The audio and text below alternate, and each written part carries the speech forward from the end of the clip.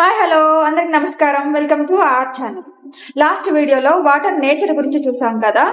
మనందరికీ తెలుసు మన బాడీలో సుమారు 71% నీరే ఉంటుంది. సో నీటి విషయంలో అంత కేర్ తీసుకొని మనం జాగ్రత్తగా ఉన్నట్టయితే 71% ఆరోగ్యం మన చేతిలో ఉన్నట్లే. సో వాటర్ని ఏ టెంపరేచర్లో తాగాలి అనేది సద్గురు మాటల్లో విందాం. అమెరికాలో అందరూ మంచినీళ్ళు అంటే గ్లాసులో ముప్పావు వంతు ఐస్ ముక్కలతో నింపి తాగుతూ ఉంటారు. నేనిప్పుడు చెప్పబోయేది కొందరికి పెద్దగా నచ్చకపోవచ్చు. యోగ సంప్రదాయంలో మీరు యోగి అయితే, మీరు ఆధ్యాత్మిక మార్గంలో ఉన్నట్లయితే, మీ శరీరాన్ని మరో స్థాయి సంభావ్యతకు తీసుకెళ్లాలని చూస్తున్నట్లయితే కేవలం 4 డిగ్రీల తేడా ఉన్న నీటిని మాత్రమే తాగాలి. అవి చల్లవైనా వేడివైనా. అంటే మీ సాధారణ శరీర ఉష్ణోగ్రత 36 డిగ్రీల సెల్సియస్ అనుకుంటే 40 డిగ్రీల నుంచి 32 డిగ్రీల మధ్య ఉన్న నీళ్లు మాత్రమే తాగాలి. ఇలా తాగడం చాలా మంచిది. మీరు స్టూడెంట్ అయితే, అంటే జ్ఞానాన్ని సంపాదించాలనుకుంటున్నట్లయితే, మీరు పరివర్తన కోసం చూడడం లేదు, మీ ఆసక్తి కేవలం జ్ఞాన సముపార్జన అయితే అప్పుడు 8 డిగ్రీల తేడాలో ఉన్న నీటిని తాగాలి.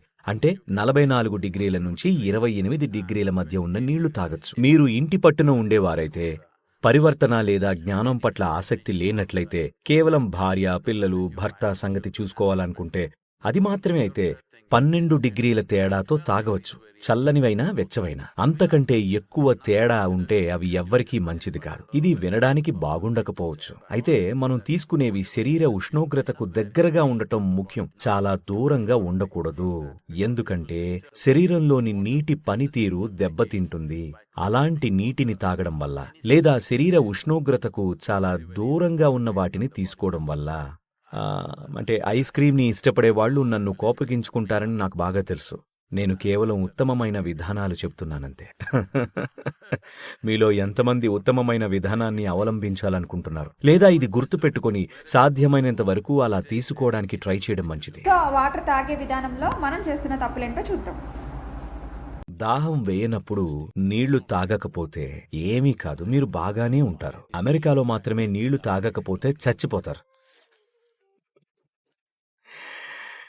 మిగతా ఎక్కడ ఊరికే నీళ్లు తాగరు. దాహం వేసినప్పుడు మాత్రమే తాగుతారు, లేకపోతే లేదు. ఎడారిలో కూడా.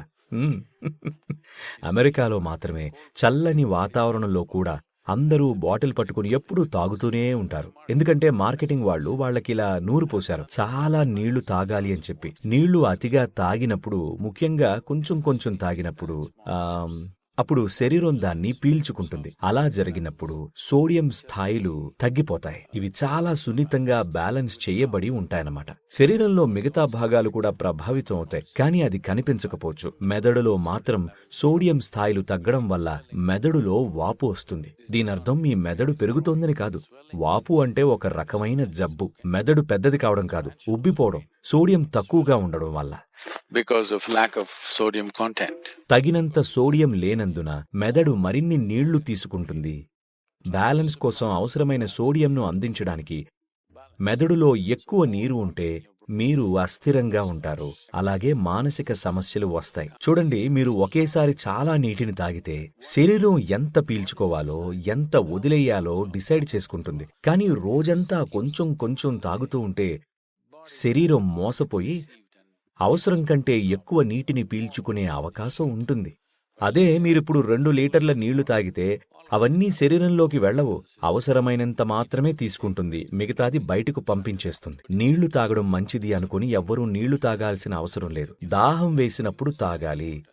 శరీరానికి సరిపడా తాగేందుకు అవసరం కంటే 10% ఎక్కువ తాగండి. 2 కప్పులు ఎక్కువ తాగండి, తక్కువ తాగకుండా ఉండటానికి. దీనివల్ల మీరు మళ్లీ తాగేలోపు సరిపడా టైం ఉంటుంది, ఎమర్జెన్సీ కాకుండా. అయితే మరోపక్క మీకు నీళ్లు అవసరమైనప్పుడు, దాహం వేసినప్పుడు తాగకపోతే శరీరానికి నష్టం వాటిల్లుతుంది. గుండెకు చాలా నష్టం జరుగుతుంది. అవసరమైనప్పుడు శరీరంలో తగినన్ని నీళ్లు లేకపోతే. అయితే నేను నీరు అన్నప్పుడు కేవలం ద్రవ రూపంలో ఉన్న నీటిని తాగడమే కాదు, నీటి శాతం ఎక్కువగా ఉన్న ఆహారాన్ని తినాలి. పండ్లు తింటే వాటిలో దాదాపు 90% నీరే ఉంటుంది. కూరగాయలు వంటి వాటిల్లో 70% పైగా నీరు ఉంటుంది. మీరు తినే ఆహారంలో కనీసం మీ శరీరంలో ఉన్నంత నీటి శాతం వాటిల్లో ఉండాలి. కాబట్టి మీరు తినే ఏ ఆహారంలోనైనా కనీసం 70% నీరు ఉండాల్సిందే. అందుకే కూరగాయలు, పండ్లు మీ డైట్లో భాగం కావాలి. తద్వారా అది అందుతుంది.